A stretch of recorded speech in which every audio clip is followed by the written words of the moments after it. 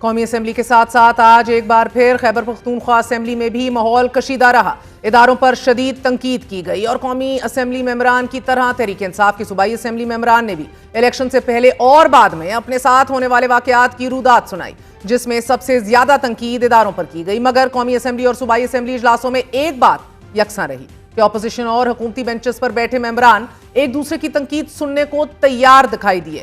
ایک طرف ایوان کے ماحول کو بہتر رکھنے کے جتن ہیں، دوسری طرف الزامات ہیں، ساتھ ہی اپوزیشن کی سڑکوں پر نکلنے کی تیاریاں ہیں اور ان کاوشوں میں حکومت وقت کو آئینی ترمیم کے لیے درکار نمبر کا حصول حکومت کی اولین ترجیح ہے کہ جو اب ہوتی نہیں دکھائی دے رہی. بات کریں گے، ہمارے ساتھ سابق وفاقی وزیر پی ایم ایل این کے سینئر رہنما خرم دستگیر موجود ہیں. خرم صاحب بہت شکریہ ساتھ دینے کا. 4 دن سے ملک میں ایک انسرٹنٹی بے یقینی ہے، تحریک انصاف اداروں کے خلاف بول رہی ہے، قومی اسمبلی میں احتجاج ہیں، خیبر پختونخوا اسمبلی میں شدید ہم دیکھ رہے ہیں کہ حد سے گزر جانے والی تقاریر سخت تر ہوتی چلی جا رہی ہیں، قرارداد بھی پاس ہو چکی ہیں.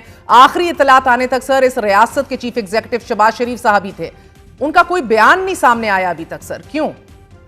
جی، حکومت نے تو اپنے ایکشنز کے ذریعے بات کرنی ہے اور ہم واضح ہیں کہ ہمیں آئین پاکستان کے تحت جو ہماری ذمہ داری ہے، صرف احتجاج کا حق ہی آئین میں نہیں لکھا، دوسرے قوانین اور دوسری ایشوز جو ہیں ان کو بھی ہمیں پروٹیکٹ کرنا ہے. تو لہٰذا اب وہ حکومت اپنا کام جاری رکھے ہوئے ہے.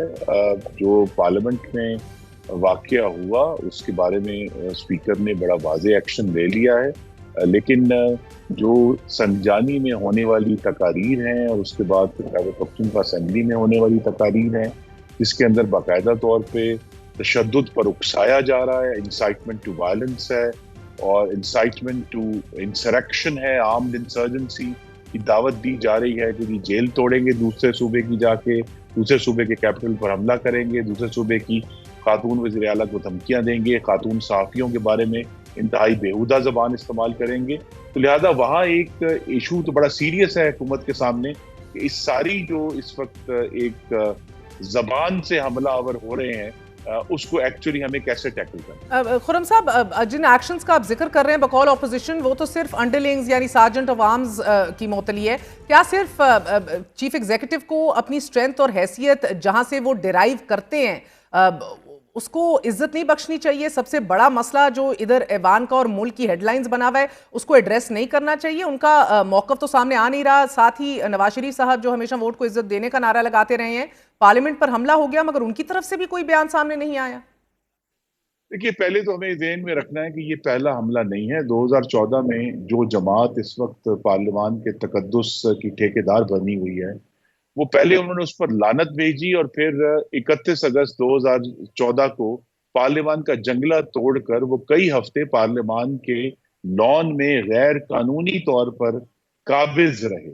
یعنی صرف چند منٹ کی انسریکشن نہیں ہوئی، کئی ہفتے جو ہیں وہ اس پارلیمان کے لان میں غیر قانونی طور پر بیٹھے رہے. تو لہذا یہ تقدس کا پامال جو ہونا افسوسناک ہے اور اسی لیے اسپیکر ایاز صادق جو ہیں وہ مبارکباد کے مستحق ہے کہ انہوں نے راست اقدام.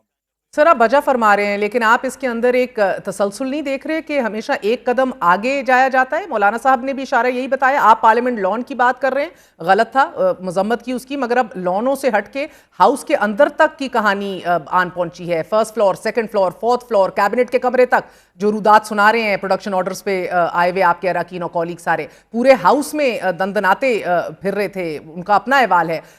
تو اپوزیشن پوچھ رہی ہے کہ یہ کنسنٹ کس نے دی اور ان کو یہ کانفیڈنس کیا آپ کی حکومت نے دیا، speaker of the house speaker نے دیا یا پھر نیشنل اسمبلی کے سیکرٹری نے دیا؟ دیکھیے، 2 باتیں اس میں بڑی بات ہے. ایک تو جیسے میں نے کہا اسپیکر صاحب جو کسٹوڈین ہے پارلیمنٹ کے، وہ اس کی حفاظت کریں گے، نگرانی کریں گے اور اس بات کو اس طے تک پہنچیں گے کہ یہ کون لوگ تھے اور یہ کیسے ہوئے. لیکن دوسرا یہ ہے کہ یہ جمہوریت کا آپ حسن ہی کہہ سکتے ہیں کہ وہ جماعت جو پارلیمان پر لعنت بھیجتی رہی ہے بڑے سال، وہ اچانک لعنت سے تقدس پر آ گئے، انہیں پارلیمان کا تقدس یاد آ گئے. تو غالباً شاید جمہوریت نے کچھ پیش رفت بھی کی ہے پچھلے 4 دنوں.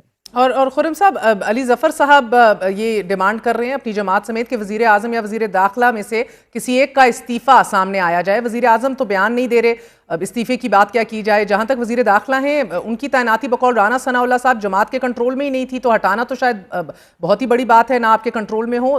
تو مستعفی ہونے کے حوالے سے کیا کہیں گے؟ اور جو اسپیکر اب انٹروسپیکشن کر رہے ہیں کہ ان کو اس کرسی پہ رہنا بھی چاہیے کہ نہیں، کیا وجہ انٹروسپیکشن ہے؟ نہیں تو اسپیکر صاحب اس پہ انہوں نے آج جو 16 رکنی کمیٹی ہے اس کا اجلاس بھی فوراً بلایا ہے، اور اس کی جو ڈیلیبریشنز ہے تمام جماعتیں اس پہ شامل ہیں، وہ ہمیں سامنے آ جائیں گی. اور مجھے یہ بھی توقع ہے کہ بہت جلد وزیر داخلہ کی طرف سے اس پورے معاملے کی وضاحت اور رپورٹ جو ہے وہ ایوان کو پیش کر دی جائے. And Khurram Sahab, a very personal question as well. How much does this worry you personally as a Democrat, sir? جو یہ رویداد سنا رہے ہیں، گریبان پکڑ لیے، لائٹیں آف کر دیں، کس طرح یہ چھپتے پھرتے رہے، اگر آپ کو پکڑا جا رہا ہو اس جگہ سے جہاں چڑیا بھی پر نہیں مار سکتی without the approval of the national assembly speaker, اجازت کے بغیر، جہاں آپ بقول ان کے ریفیوج اور عزت آپ کی گارنٹی ہوتی ہے، ایز اے ڈیموکریٹ دھچکا لگا؟ کہ جب میرے ایک کولیگ کے اوپر 20 کلو ہیروئن ناحق ڈالی گئی اور ان کو اوپر موت کی سزا کی تلوار لٹکا دی گئی، ہم نے وہ بھی دیکھا. ہم نے اپنے کولیگز کو جنہیں ناحق جیل میں ڈالا تھا پی ٹی آئی کی گورنمنٹ نے، ہم نے ان کو بختر بند گاڑیوں میں اسی قومی اسمبلی کے اندر آتے ہوئے بھی دیکھا ہے. ہم نے، جس طرح میں نے آپ سے کہا کہ جنگلہ توڑ ہفتوں ایک جماعت کے لوگوں کو قومی اسمبلی لان ہے اس ٹینٹ لگا کر کپڑے دھوتے ہوئے بھی دیکھا ہے. ہم نے انہی جماعت کے لوگوں کو پاکستان میں چین کا جو صدر کا دورہ تھا اس کو 8 مہینے تاخیر کرواتے ہوئے بھی دیکھا ہے اپنے سیاسی اقتدار کی خاطر. تو ایسے زخم ڈیموکریسی کو لگے ہیں. جو کل کا زخم ہے وہ اس وقت تازہ ہے، رسرا ہے، لیکن جس قسم کی ہمیں بالغ نظری چاہیے، میں پھر کہوں گا اسپیکر صاحب نے اس میں اچھا کردار ادا کیا ہے، اور انہوں نے وہ تمام زیادتیاں جو مسلم لیگ نون اور اس وقت کی اپوزیشن پاکستان پیپلز پارٹی کے ساتھ پی ٹی آئی نے کی تھی، ان کو ایک طرف رکھ کر درست اقدامات لیے ہیں تاکہ ایوان کا تقدس قائم رہے. کیونکہ میں یہ بھی اب آپ نے یاد کرا دیا ہے، میری گردن پہ ابھی تک وہ زخم ہے اس کتاب کا جو پی ٹی آئی کے وفاقی وزیر نے ایوان کے اندر بینچ پہ کھڑے ہو کر مجھے ماری تھی. اور جو وزیر اعلیٰ خیبر پختونخوا ہے، وہ محترم وفاقی وزیر تھے، وہ چند قدم دور کھڑے ہو کر میں یہ کہہ سکتا ہوں ہمیں بہت ہی بےہودہ گالیاں دے رہے تھے. تو ہمارا تو تقدس ایوان کا ایوان کے اندر محفوظ نہیں تھا، لیکن اللہ کرے ہم سب ایوان کی پوری باؤنڈز کا جو تقدس ہے وہ بحال کرنے میں کامیاب ہو جائیں. تو سر یعنی کہ two wrongs don't make a right, but پھر فرق بھی تو نہ ہوا نا ان میں اور آپ میں. I am not getting into the debate of what is worse here, مگر ایک قدم آگے بڑھنے کی جو بات ہو رہی ہے، اسٹرینجرز ٹو دا ہاؤس کی اصطلاح آپ نے سنی ہوگی. علی ظفر آج یہ فرما رہے ہیں کہ طاقت کا استعمال کر کے حکومت اگر یہ سمجھتی ہے کہ وہ بہادر ہے تو یہ غلط فہمی ہے، اور ہماری جو قوت برداشت ہے اس کو بزدلی نہ سمجھا جائے. ہم نے دیکھا ہے خرم صاحب کہ آپ کے خلاف 2018 کے بعد بہت زیادہ طاقت کا استعمال کیا گیا، تسلسل سے کیا گیا، اس کی مذمت بھی ہم نے کی، مگر آپ نے بھی سروائیو کر لیا، شاید یہ بھی سروائیو کر جائیں. لیکن آپ کل کو کیسے جسٹیفائی کریں گے اس سب کو؟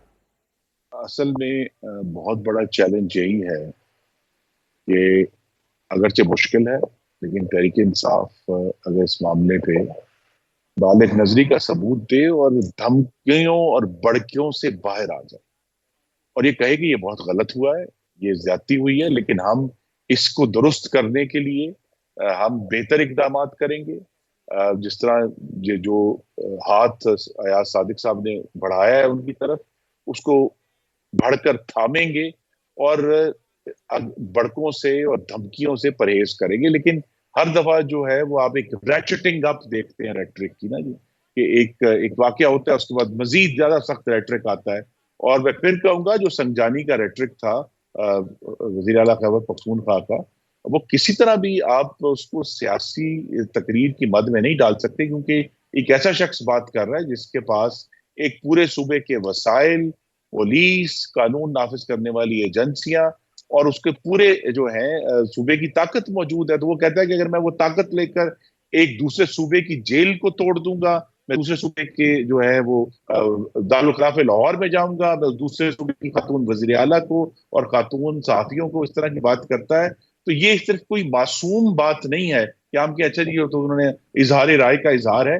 تو انسائٹمنٹ ٹو وائلنس جب ہوتی ہے، بار بار اس قسم کی سخت ہوتی ہے، تو پھر ماحول میں اس طرح کا بنتا ہے. لیکن مجھے یہ بالکل توقع ہے کہ وزیر اعظم شہباز شریف بھی اور اسپیکر ایاز صادق بھی اپوزیشن کے ساتھ مل کر اس ایشو کو بہتر طریقے سے حل کریں.